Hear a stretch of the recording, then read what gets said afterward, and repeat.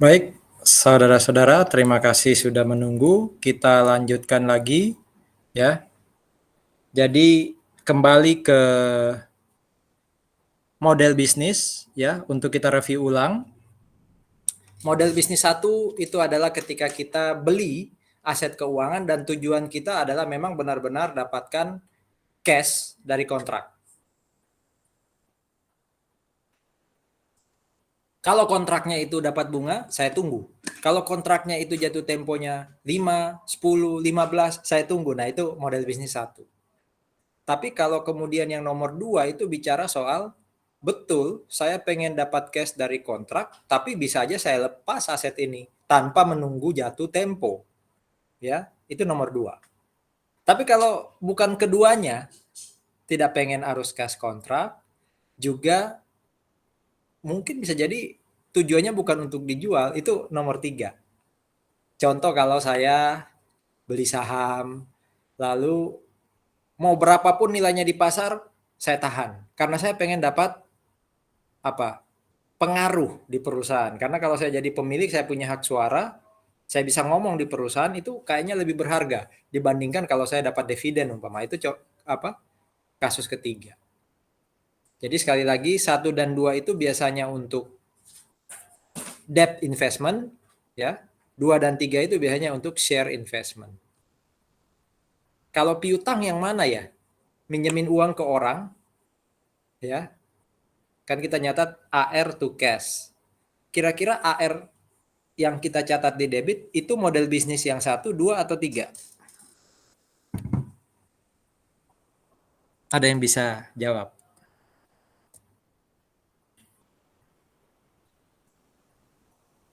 Kira-kira kalau saya minjamin uang ke orang, saya berharap supaya itu dapat bunga sekaligus nunggu jatuh tempo, atau ada kemungkinan kalau saya BU, piutangnya saya lepas.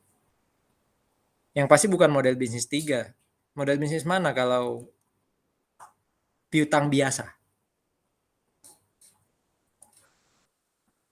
Halo? Caitlin mungkin bisa ngasih pendapat? Sudah balik kah Caitlin? Atau Helen sekali lagi, sudah ada di situ Helen? Iya, Pak. Model bisnis yang mana kalau piutang dagang biasa? 1, Pak. 1 ya, umumnya 1. Ya, begitu ya cara menganalisisnya. Tapi di soal diketahui, ya. Dari ceritanya itu diketahui. Kalau di praktek gimana? Taunya dia bisnis 1, 2, atau 3? Ingat, yang jadi dasar kita untuk model bisnis itu adalah niat dari yang beli, dari yang invest. Ya, kalau di praktek ya tergantung dari Anda sebagai investor. Kalau di soal tergantung informasi soalnya, ya. Oke. Nah, karakteristik arus kas kontraktual baik yang di bisnis 1 maupun 2 ini itu disebut sebagai SPPI. Harusnya dilafalkan dalam Inggris ya, karena ini sebenarnya singkatan dari Solely Payments of Principal and Interest. Ya. Jadi pokok dan bunga. Jadi kalau saya murni pengen dapat SPPI, tidak ada tujuan-tujuan lain, itu berarti saya model bisnis 1. Tapi kalau saya pengen dapat SPPI dan menjual, itu model bisnis kedua. Kalau saya nggak pengen dua-duanya, itu model bisnis ketiga. Jadi arus kas kontraktual ini istilah asingnya SPPI ya. Ini kepanjangannya. Oke. Nah, aset keuangan kalau pertama kali dia akan di jurnal umum, itu apa tadi? Pengakuan dan pengukuran. Jadi apa nama asetnya di debit? Ya, apa nama akun yang dikredit itu namanya pengakuan. Berapa nilai debit, berapa nilai kredit itu namanya pengukuran. Ya. Nah, yang sedang kita bicarakan sekarang adalah bagaimana dengan penilaian. Jadi kalau nanti akhir tahun, apakah angka yang kita tulis di jurnal umum akan berubah atau tidak? Kalau angka yang kita tulis di jurnal umum itu ada kemungkinan berubah, maka kita akan lihat ya, angkanya apa atau angkanya berapa. Nah, itu yang kita sebut sebagai, pengukuran nanti. Agak saya twist lagi ya, contoh, minggu lalu kita sempat ngomong tentang, pos moneter. Ya, pos moneter. Pos moneter itu kan yang ketika dibeli sampai nanti di akhir tahun nilainya nggak akan berubah. Contoh saya minjamin duit ke orang 1 juta. Selama dia belum bayar ya 1 tahun nanti, akhir tahun nanti 1 juta, ya. Walaupun nanti ada afda, tapi kan nilai 1 jutanya tetap, di bawahnya baru ada afda, ya. Tapi kalau kita belinya equipment, equipment itu kan kalau kita beli, ya akhir tahun ada kemungkinan kita nilai pakai fair value. Memang boleh pakai nilai cost tetap, tapi bisa aja kita nilai pakai fair value, berarti ada kemungkinan dia berubah. Nah, nilai akhir tahun ketika mau bikin laporan keuangan itu namanya penilaian. Nah, kalau aset-aset keuangan yang tadi sudah apa, kita analisis model bisnisnya, itu nanti akhir tahun perlu jurnal penyesuaian nggak? Nah, tergantung. Dia itu diukur pakai apa nanti di akhir tahun. Apakah pakai yang paling kiri, namanya adalah amortized cost, atau kita ukur pakai ini nih, fair value. Kotak kedua dan ketiga ini semuanya diukur pakai fair value. Bedanya apa? Kotak kedua masuknya ke OCI. Semoga nggak lupa ya OCI ya, Other Comprehensive Income. Berarti kalau pakai fair value ternyata nilainya itu naik atau nilainya itu turun, ya dengan kata lain nilainya gain atau loss, kalau dia masuk di kotak kedua, itu berarti gain or loss-nya masuk ke equity langsung. Kalau kotak ketiga, laporkannya di income statement. Jadi fair value itu artinya apa? Saya beli 1.000, akhir tahun nilainya 1.200, ada gain 200. Kalau dia masuk kotak kedua berarti dia masuk ke equity gain-nya. Kalau yang kanan dia masuk di income statement gain. Itu ya. Jadi ada aset keuangan yang model bisnisnya bisa 1, 2, 3 tergantung soalnya, tergantung intensi atau motivasinya. Ada juga adalah aset keuangan ketika akhir tahun, dia apakah tetap nilainya tapi diamortisasi atau nilainya harus pakai fair value. Nah, ini yang mau kita kita gabungkan. Pengetahuan dari slide ini dengan slide yang berikutnya ini ya. Kita lihat sekarang. Kapan suatu aset keuangan itu nanti diukur pakai fair value. Dan ketika gain atau loss masuk di income statement atau profit and loss. Kapan itu terjadi? Hal tersebut terjadi kalau ya sejak awal memang aset tadi harus pakai fair value. Ya, sejak awal dia harus pakai fair value. Jadi tidak ada pilihan lain. Nggak mungkin pakai cost, ya, nggak mungkin dia masuk OCI. Tapi sejak awal dia fair value dan memang harus masuk income statement. Contohnya nih, yang hijau langsung ya, kita lompat langsung yang hijau. Apa contoh aset keuangan yang kita dapat dan itu pakai FVTPL? Apa itu FVTPL? Pakai fair value dan kalau ada gain or loss masuk di profit and loss atau income statement. Contohnya adalah kalau saya beli saham lalu saya nilai pakai fair value. Kalau saya punya investasi dan saya nilai pakai fair value. Semoga masih ingat, waktu chapter 17 ada contoh. Saya beli sahamnya PT Virginia Valencia. Kemudian niat saya adalah saham ini nanti mau saya lepas.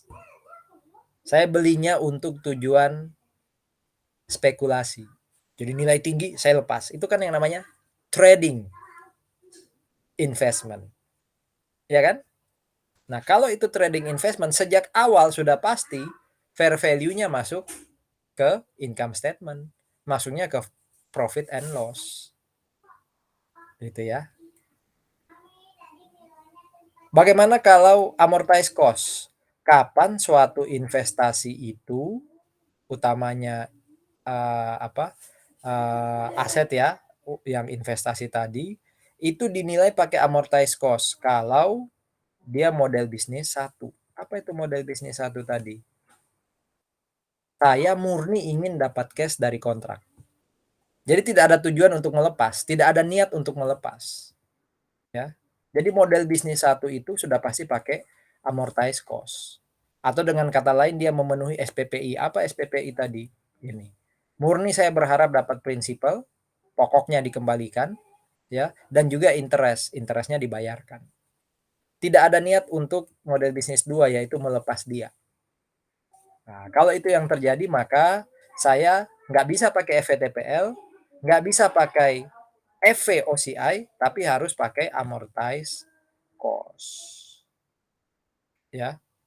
Saham, makanya saya bilang saham tadi itu model bisnisnya bukan 1 atau 2, melainkan 2 atau 3. Jadi model bisnis 1 ini tidak untuk saham karena nggak ada ya nilai cash kontraktualnya saham itu. Ya. Nah, di soal kan bisa diketahui ya dari cerita. PT Agustoli membeli saham PT XYZ ya dan niatnya adalah untuk ditahan membeli obligasi PT XYZ dan niatnya ditahan sampai jatuh tempo. Itu kan ketahuan niatnya. Kalau di praktek sekali lagi ya yang tahu investornya. Atau kalau jadi auditor Anda nanya ke dia, ini dicatat jadi apa ya? Oh, amortized cost. Kenapa? Oh, karena saya ingin menahan itu sampai jatuh tempo. Ya. Ini nih. Ini ukurannya ya. Jadi niat atau intensinya positif yaitu menahan sampai jatuh tempo. Ya. Cuma itu niat ya. Apakah betul bonds yang dibeli, obligasi yang dibeli tadi itu benar-benar mau ditahan sampai jatuh tempo? Jangan-jangan hanya sebatas niat. Tapi dia nggak mampu nahan sampai jatuh tempo. Nah, yang akan nguji ya, apakah memang betul model bisnisnya itu model bisnis satu adalah auditor. Contoh nih sekali lagi ya, katanya tadi PT Agustoli beli sahamnya PT XYZ, niatnya mau ditahan sampai jatuh tempo karena pengen dapat prinsipal, pengen dapat interest. Oke lah, itu niatnya positif. Tapi mampu nggak menahan sampai jatuh tempo? Maksudnya apa sih mampu? Ternyata auditor ngelihat perusahaan ini memang punya investasi obligasi yang jatuh tempo 5 tahun lagi. Tapi perusahaan ini juga punya hutang. Jatuh temponya 2 atau 3 tahun lagi. Dan hutangnya itu ternyata hutang yang lebih besar dari nilai aset-aset cair. Lebih besar dari cash, lebih besar dari inventory, lebih besar dari piutang. Artinya apa?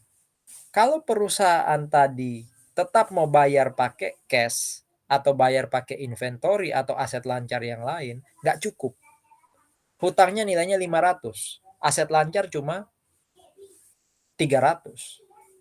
Nah, berarti kan perusahaan itu bisa saja menjual aset lain selain aset lancar. Apa salah satunya yang bisa dijual? Oh, saham yang tadi dibeli dari PT XYZ. Ya, obligasi yang dibeli dari XYZ tadi itu bisa jadi dilepas. Artinya apa? Betul niatnya positif, mau nahan sampai jatuh tempo, tapi bisa jadi perusahaan nggak mampu. Karena bisa jadi 2 atau 3 tahun lagi dia terpaksa lepas atau jual karena harus bayar hutang yang jatuh tempo 2 atau 3 tahun lagi. Jadi supaya bisa masuk dalam kategori model bisnis satu dan pakai amortized cost, dia harus berniat positif, tapi juga harus mampu. Siapa yang menilai kemampuan dan niat positif? Auditor. Kalau di soal, wis Anda percaya aja dengan ceritanya wis. Kalau ceritanya mengatakan dia memang akan nahan sampai jatuh tempo dan memang dia mampu, ya sudah dia berarti model bisnis satu. Berarti kalau model bisnis satu, nilailah dia pakai amortized cost. Apa itu amortized cost? Cost tapi diamortisasi. Kita harus buka lagi chapter 17. Contoh ya, saya beli obligasi perusahaan lain. Belinya 98. Ternyata perusahaan lain yang menerbitkan obligasi itu nilai obligasinya 100. Jadi anggap aja saya kembali ke Valen atau Helen. Helen atau Valen butuh duit 100. Tapi setelah dinilai pakai present value-nya cuma 98. Akhirnya apa? Saya cuma minjaminnya 98. Tapi Helen atau Valen nanti harus balikin ke saya 100. Berarti ada selisih antara 100 dan 98. Ya. Nah, buat saya, kos saya adalah 98. Nah, selisih 2 itu buat Helen atau Valen itu disebut apa? Masih ingat chapter 14 atau 15 ya? 14 tentang hutang, tentang obligasi. Par value-nya 100 tapi dapat duitnya present value-nya 98. 2 itu disebut apa buat yang nerbitin obligasi? Apa istilahnya 2 itu? Itu yang disebut discount. Tapi buat saya kan nggak mau tahu berapapun nilai yang diinginkan, saya pokoknya bayarnya hanya 98. Nah, buat saya itu cost. Tapi 98 itu nanti nilainya makin lama akan makin naik. Mendekati par value yaitu 100. Berarti saya minjamin 98 tapi nanti dikembaliinnya 100 sesuai kontrak yang ada di bonds. Nah, 98 ketika nilainya naik terus ke 100, itu yang disebut amortized cost. Ya, itulah yang disebut amortized cost. Atau kalau dibalik gini. Nilai obligasinya 100. Tapi setelah di present value kan ternyata ketemunya nilainya 105. Berarti walaupun di obligasi tertulis 100, saya harus bayar 105 ke Helen atau Valen. Ya. Nah, selisih 5, 105 kurang 100 itu disebut apa? Chapter 15. Itu yang disebut premium. Ya. Tapi 105 buat saya itu kan cost. Cuma nanti nilai 105 ini makin lama akan makin turun. Mendekati par value. Itu yang disebut amortized cost. Jadi amortized cost itu adalah cost awal nanti makin lama makin naik. Atau nanti makin lama makin turun. Jadi amortized tidak selamanya naik, tidak selamanya turun, bisa aja naik. Untuk jadi bayangan ya, saya stop dulu presentasi yang tadi. Saya bukain kasus dulu ya, ketika belajar AKM 1. Bentar ya. Saya cari ketika belajar AKM 1. Semoga Anda masih ingat. Itu chapter 14 atau 15 saya lupa. Sebentar.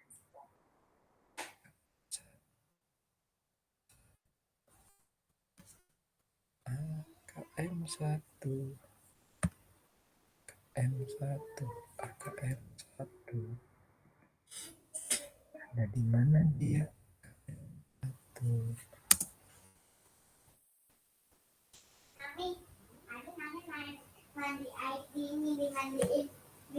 Nah, saya liatin contohnya. Oke. Excel saya kelihatan, saudara-saudara? Halo, Excel saya kelihatan? Helen, Excel saya kelihatan? Kelihatan, Pak. Oke, terima kasih. Jadi ini yang disebut sebagai present value. Saya itu pengen pinjam duit 100 juta. Saya sebagai orang yang ngutang ya, yang nerbitin obligasi.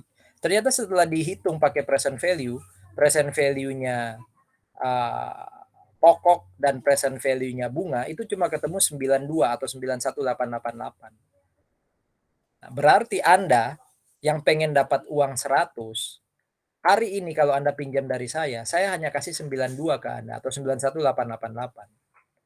Jadi buat saya sebagai investor yang minjemin duit ke Anda, saya hanya bayar 91888. Tapi besok Anda waktu jatuh tempo, di sini contohnya maturity years-nya 5. Anda harus bayar 100 juta ke saya. Selisih 100 dan 91 itu yang disebut sebagai apa? Itu yang disebut sebagai discount. Ya. Jadi ada selisih sekitar berapa nih? 100 juta kurangi 91888. Ada selisih sekitar 8 juta, itulah diskon. Nah, diskon itu yang nanti harus diamortisasi nih. Ada cara ngitung amortisasinya kalau masih ingat. Itu dari sisi Anda yang pinjam duit. Saya yang beli obligasi Anda hanya bayar 92 waktu pertama kali terbit. Tapi nilai 92 atau 91888 ini makin lama makin naik. Seiring dengan amortisasi diskon. Ya, itu makin lama makin naik, nanti ketemunya di par value yaitu 100. Nah, proses 91 jadi 92 jadi 93 sampai ujungnya jadi 100 itu yang disebut amortized cost. Jadi cost-nya berubah. Amortize kalau dalam kasus diskon nilainya naik terus. Bagaimana kalau kasusnya kayak gini nih.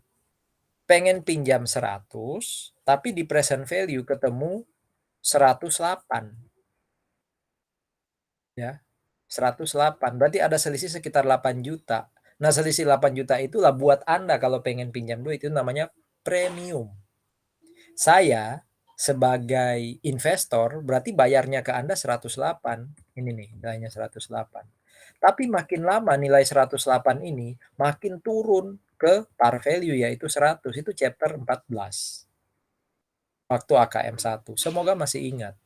Saya hanya pengen memperlihatkan, mengingatkan kembali inilah yang disebut sebagai amortized cost. Oke. Saya stop share screen lagi ya. Saya share yang slide tadi kembali ya. Oke. Ini slide-nya tadi.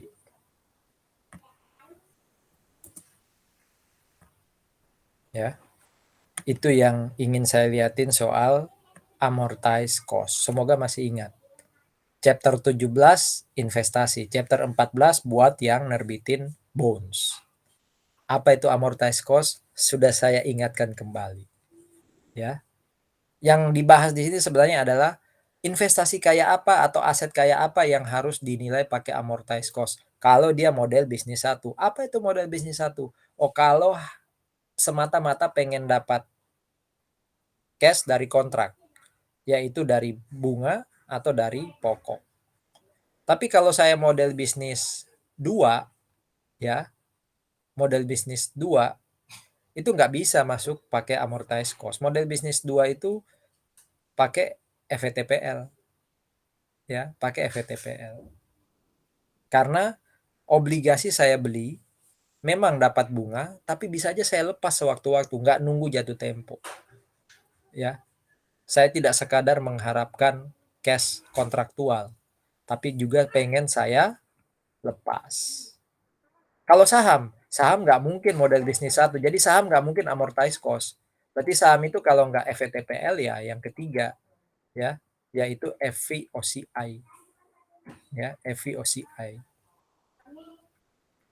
Jadi model bisnis 2 itu bisa FVOCI atau FVTPL. Ya.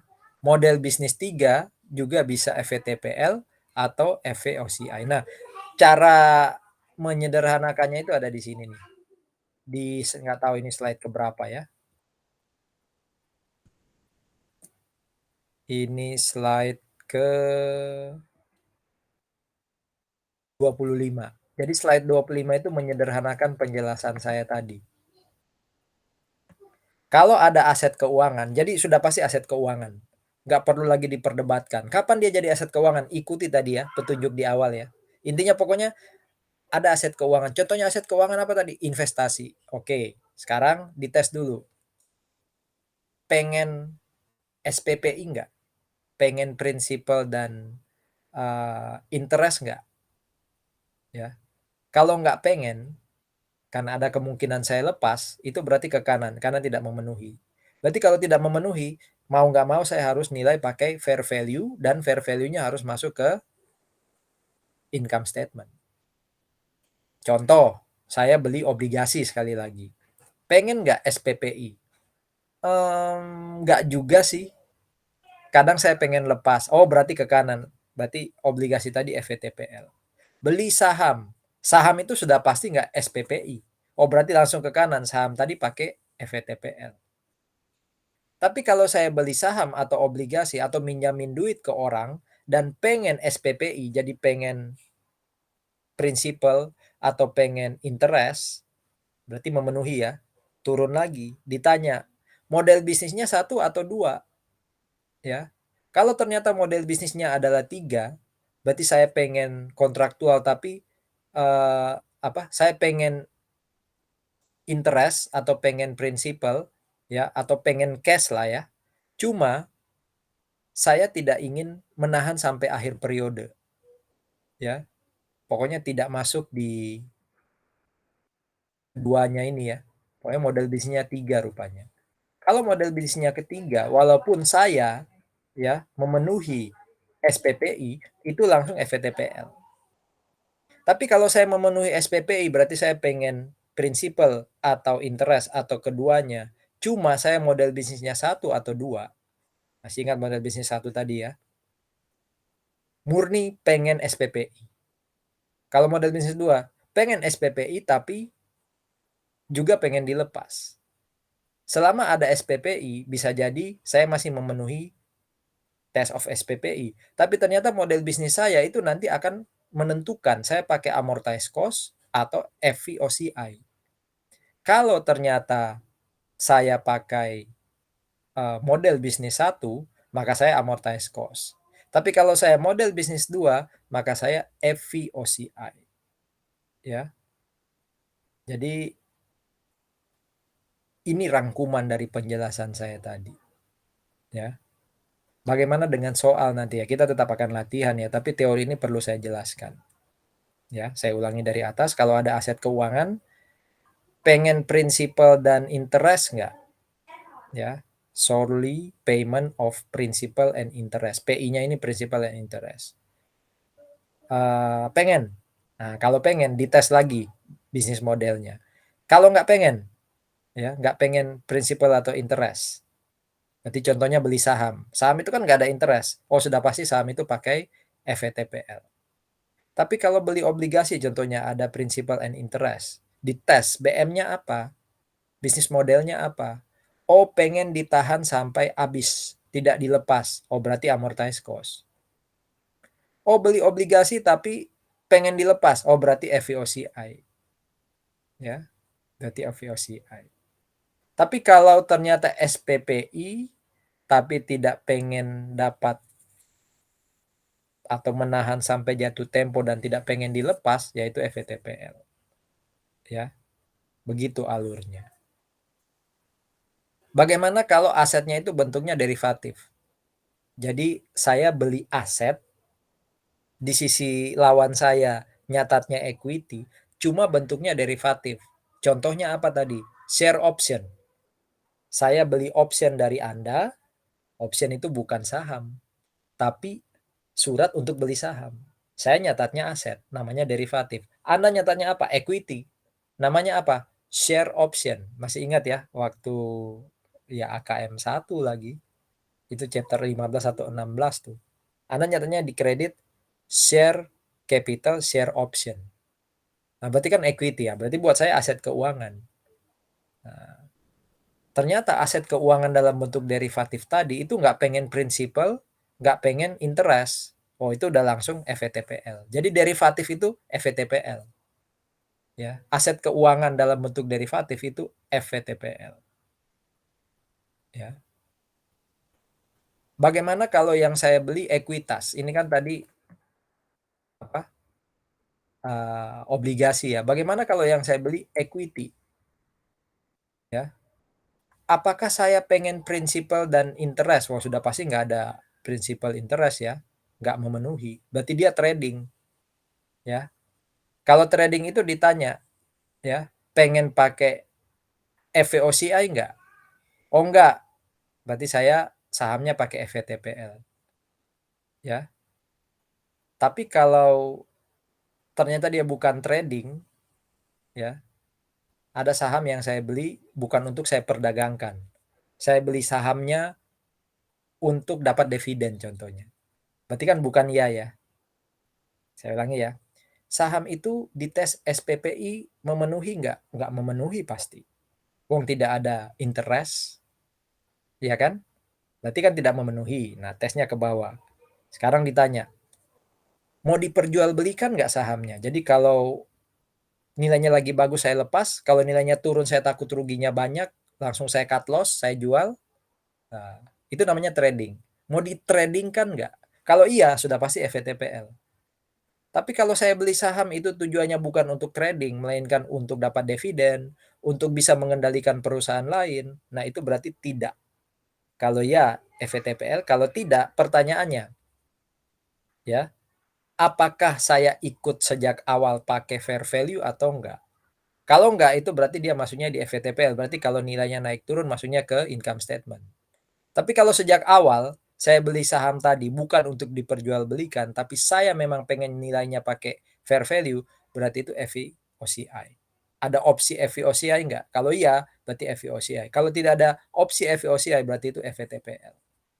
Rumit memang, tapi dengan membuat 3 rangkuman ini, harapan saya Anda belajar dari sini dulu. Yang depan-depan tadi teori yang memang harus saya jelaskan, tapi saya sederhanakan ke sini. Jadi kalau belinya obligasi, tesnya pakai ini, ya. SPPI enggak? Pengen principal dan interest enggak? Iya, kalau iya berarti memenuhi ke bawah. Kalau tidak pengen, ya, berarti itu FVTPL, ya. Oh, pengen sih principal dan interest. Dites dulu bisnis modelnya apa. Oh, bisnis modelnya yang ketiga, ya. Jadi nggak pengen sampai jatuh tempo, tapi juga nggak pengen dijual. Jadi belinya ini masih nggak jelas. Oh, itu FVTPL berarti. Kalau obligasi tadi ternyata bisnis modelnya 1 atau 2, ditanya. Bisnis model 1 itu amortized cost. Kalau bisnis model 2 itu FVOCI. Kalau dia belinya saham, ya, apakah trading? Kalau iya FVTPL. Kalau bukan trading, dilihat, ya, apakah sejak awal ada penawaran untuk fair value atau enggak. Kalau sejak awal enggak ada penawaran fair value, pakai FVTPL. Kalau sejak awal ada penawaran fair value, dia pakai FVOCI. Jadi sama-sama pakai fair value, bedanya satu masuk income statement, satu masuk OCI. Sementara kalau derivatif sudah pasti pakai FVTPL. Rangkum lagi di sini. Kalau model bisnis 1 untuk aset keuangan, dia memenuhi SPPI dan bisnis model 1, maka pakainya amortized cost. Kalau ada aset keuangan, di sini nggak dibedain derivatif, obligasi, atau equity ya. Pokoknya dilihatnya dari SPPI dan bisnis model. Ternyata bisnis modelnya bisnis model 1. Oh, itu berarti pakai amortized cost. Tapi kalau bisnis modelnya 2, berarti tidak sekedar dapat arus kas dan juga akan dilepas, ya, maka dia pakai FVOCI. Tapi kalau bisnis modelnya bisnis model 3 dan tidak SPPI kayak saham, ya, itu FVTPL, ya. Nah, aset keuangan, ya, aset keuangan ketika dibeli pertama kali, ya, ketika dibeli pertama kali, maka dia akan dinilai pakai tadi ya, bisa FVTPL, bisa FVOCI, ya. Maka nanti pengakuan awalnya, ya, pengakuan awalnya itu bisa pakai fair value, ya. Kalau FVTPL, kalau FVOCI pakai fair value ditambah atau dikurangi biaya transaksi, ya. Sementara untuk piutang dagang itu pakainya harga transaksi. Itulah yang kita akui sebagai atau kita debit ya angkanya. Jadi kalau FVTPL ya tergantung waktu saya beli harganya berapa, ya. Itu yang saya debit. Kan kita bicara aset ya. Berapa nilai yang saya debit? Oh, kalau itu pakai FVTPL berarti sejak awal saya nilai sesuai dengan harga beli saya. Tapi kalau saya pakainya FVOCI atau amortized cost, maka bukan hanya fair value yang saya debit angkanya, tapi fair value ditambah biaya transaksi atau dikurangi biaya transaksi. Itu kalau FVOCI atau amortized cost. Tapi kalau aset keuangannya itu berbentuk piutang dagang, ya, piutang dagang biasa yang nggak pakai, artinya ini sebenarnya jual beli barang biasa dan dilunasi secara dibeli secara kredit, maka pakai aja harga transaksi. Ya, nggak perlu pertimbangkan fair value atau biaya transaksi. Ya, itu kalau pertama kali beli, pengakuan awal. Tapi kalau akhir tahun mau bikin laporan keuangan, kalau kita pakai FVTPL atau FVOCI, namanya aja FV. Berarti kita nilai pakai fair value. Ya, saham contohnya, itu kebanyakan FVTPL, berarti dia harus dinilai pakai fair value. Tapi kalau obligasi, ya, bisa FVTPL, bisa FVOCI.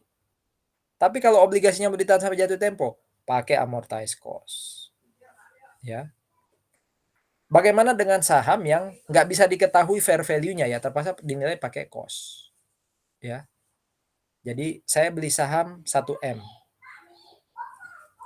Berarti saham FVTPL kan, berarti saya debit. Share investment 1M to cash 1M. Itu waktu saya beli pertama kali. Nah, akhir tahun, ketahuan nggak fair value-nya?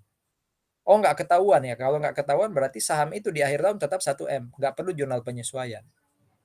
Tapi kalau ketahuan fair value-nya, anggap aja jadi 1,1. Berarti ada 100 juta kan gain-nya. Nah, dia FVTPL, berarti masuk ke income statement 100 jutanya. Dia FVOCI, oh berarti masuk OCI 100 jutanya. Bisa nggak saham pakai amortized cost? Nggak bisa, karena amortized cost hanya untuk obligasi. Jadi saham itu kalau nggak pakai fair value, pakai cost. Tergantung fair value-nya diketahui atau enggak. Kalau obligasi, bisa pakai amortized cost atau pakai fair value. Gitu ya. Beli utang, beli obligasi perusahaan lain. Nah, itu amortized cost pasti. Ya. Beli utang dapat bunga yang nggak jelas berapa kali akan dapat bunga. Kalau ini kan bunganya udah tahu.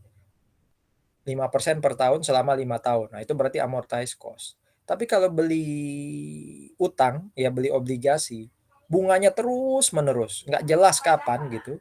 Bisa aja pakai amortized cost. Bisa, kata-katanya kan dapat. Bagaimana kalau saya beli apa? Investasi, entah itu utang atau saham, ya beli bonds atau beli saham, tapi bisa dibeli kembali sama penerbitnya, ya pasti bukan amortized cost.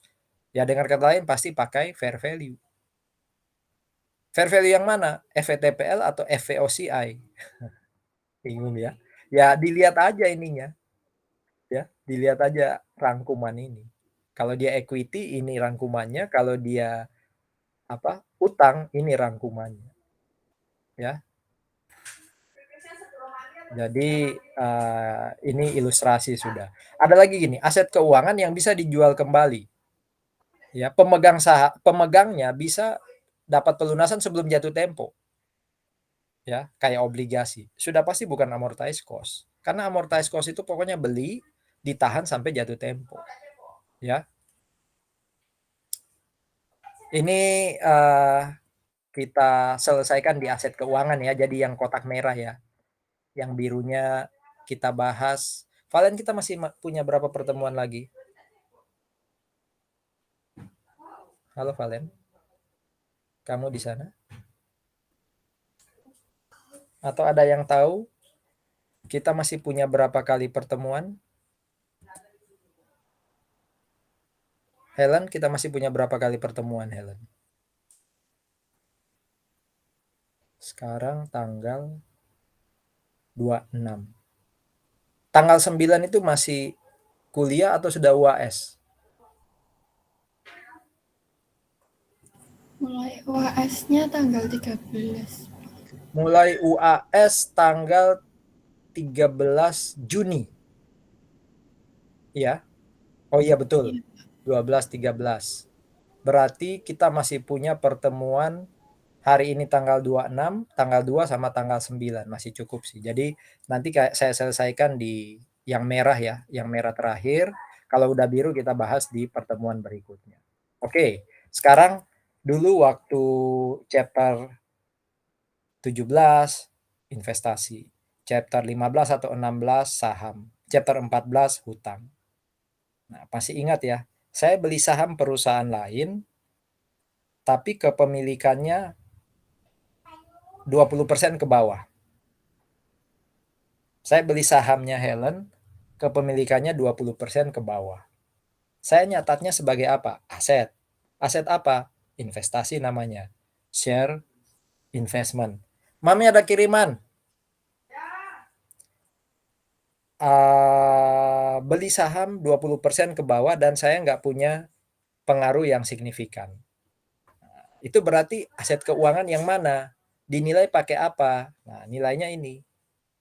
Bisa pakai FVTPL sejak awal, atau bisa pakai FVTPL atau FVOCI, atau bisa pakai cost method. Nggak mungkin ini amortized cost. Ya, nggak mungkin amortized cost. Karena amortized cost itu hanya untuk bonds. Tolong dong dijawab kapan pakai cost method? Kapan saya beli saham di bawah 20% dan tidak punya pengaruh signifikan dan pakai cost method?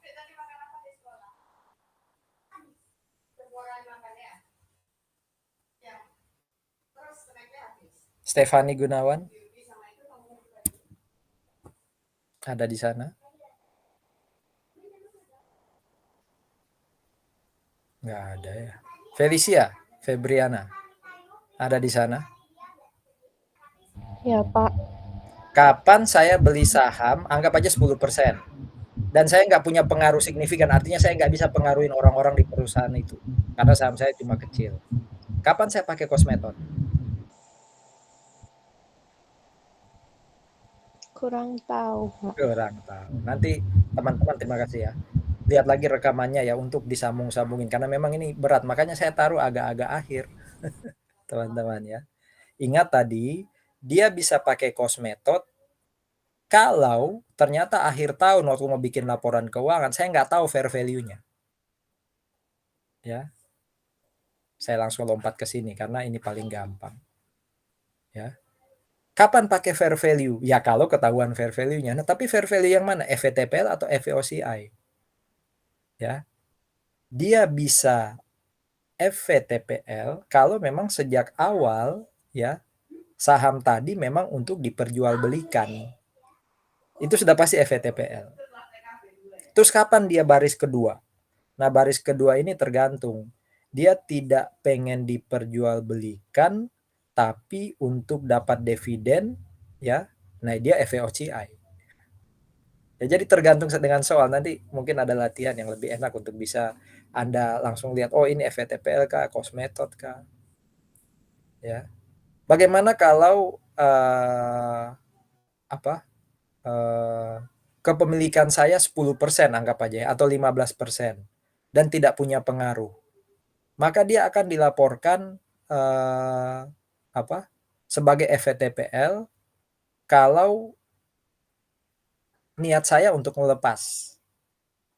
Jadi saya beli saham 10%, saya nggak punya pengaruh suara di sana, dan saya ingin melepas dia kapanpun. Saya nggak punya rencana nahan lebih dari setahun, nah itu FVTPL.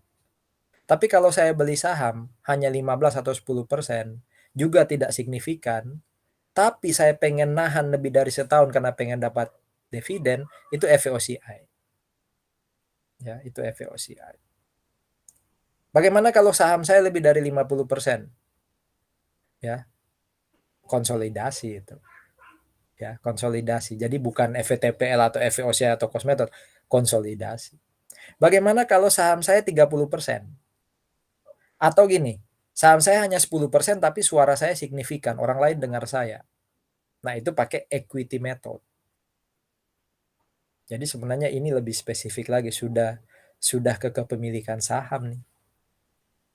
Jadi memang sengaja saya sajikan pendekatan yang sudah langsung kayak rangkuman. Entah ini lebih menggampangkan atau tidak ya tergantung Anda lebih suka membaca slide yang mana. Ya. Semoga dengan latihan nanti lebih tajam. Ada lagi yang namanya reklasifikasi, saudara saya. Reklas ini ya bisa nggak amortize, awalnya amortize pindah ke FVTPL. Amortize itu kan hanya untuk obligasi. Bisa nggak obligasi kalau awalnya amortized cost, saya pindah ke fair value? Bisa aja sih, ya. Selisihnya nanti itu masuk ke income statement, namanya aja FVTPL. Bisa nggak FVTPL dipindah ke amortized cost? Bisa aja. Tapi fair value sebelumnya, anggap aja saya beli 1M. Fair value-nya jadi 1,1.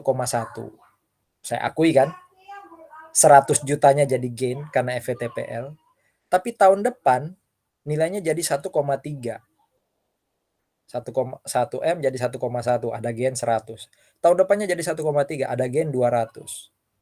Nah, waktu sudah 1,3, saya bilang, aduh capek tiap kali naik atau turun saya jurnal. Saya mau jadikan amortized cost, monggo. Tapi nilai terakhir yang 1,3 itu jadi cost. Ya, itu jadi cost.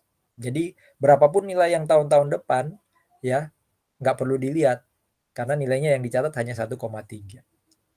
Ya. Kalau yang ini amortized cost ke FVOCI. Sama kayak kotak 1, kalau ada selisih karena fair value ya, masuknya ke OCI. FVOCI ke amortized cost sama kayak ini. FVTPL ke amortized cost ya, sama. Jadi fair value terakhir itu jadi cost. Bagaimana FVTPL ke FVOCI? Sama aja. Sama-sama fair value, bedanya kalau ini masuk FVTPL masuk income statement, ini masuk ke OCI. Yang kanan sama aja, sama-sama FVTPL, sama-sama fair value. Ya, tapi ini keuntungan atau kerugian sebelumnya dihapus dari OCI masuk ke income statement. Oke, kita cukupkan dulu sampai sini ya. Kita ketemu lagi di pertemuan berikutnya, sementara bahas ini dulu dan mungkin materi setelah